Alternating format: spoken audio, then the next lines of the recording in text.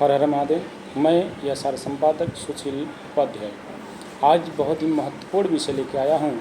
जैसे कि आप सभी लोग जान रहे हों कि आज मतगणना की गिनती चालू है, जिसमें श्री प्रधानमंत्री नरेंद्र मोदी जी के नेतृत्व में तीसरी बार वह प्रधानमंत्री शपथ लेंगे। यह लगभग निश्चित हो चुका है, लेकिन इसमें एक प्रश्न चिन्ह लग गया है।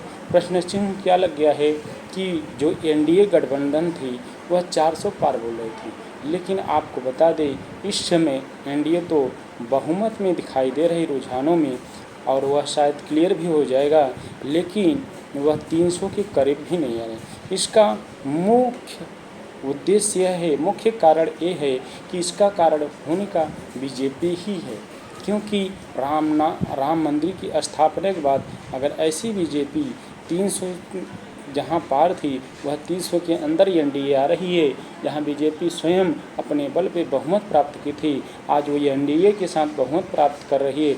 इसका मूल कारण बीजेपी ही है।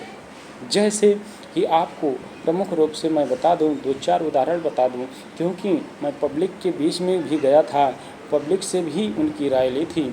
जैसे उत्तर प्रदेश में सबसे बड़ा मुख्य कारण बन रहा है, जहां पे अभी तक अखिलेश सिंह यादव बाजी मारते हुए दिखाई दे रही, वहीं बीजेपी सपा गठबंधन से पिछड़ते हुए दिखाई दे रही। उसका मुख्य कारण है कि कैंडिडेट, देखिए नरेंद्र मोदी को सब प्रधानमंत्री बनाना चाहते हैं, लेकिन जो कैंडिडेट खड़े किए थे उस कैंडिडेट से लोगों के बीच में नाराज़गी है।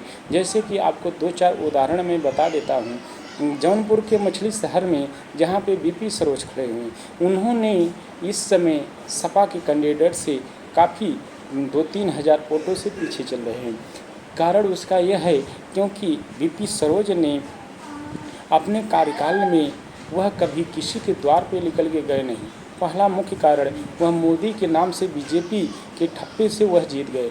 दूसरा कारण क्या है, वह जीतने के बाद अपने कार्यकाल में कई यादव, ब्राह्मण, क्षत्रिय, पाल को वह एसटी एक्ट में अंदर करा दिए, कई 100 लोगों को वह अंदर करा दिए।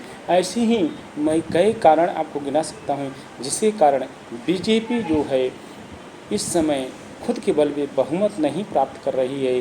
जो 400 पार बोल रही थी वह बहुत दूर रह गई है। दूसरा कारण यह है कि जिसका वर्चस्व चल रहा है, जैसे मुख्यमंत्री एमपी के शिवराज सिंह चौहान, उनको अचानक हटा देना, उनको किसी प्रकार की कोई महत्व, जिसके कारण कुछ बीजेपी के लोग ही बीजेपी का विद्रोह किए।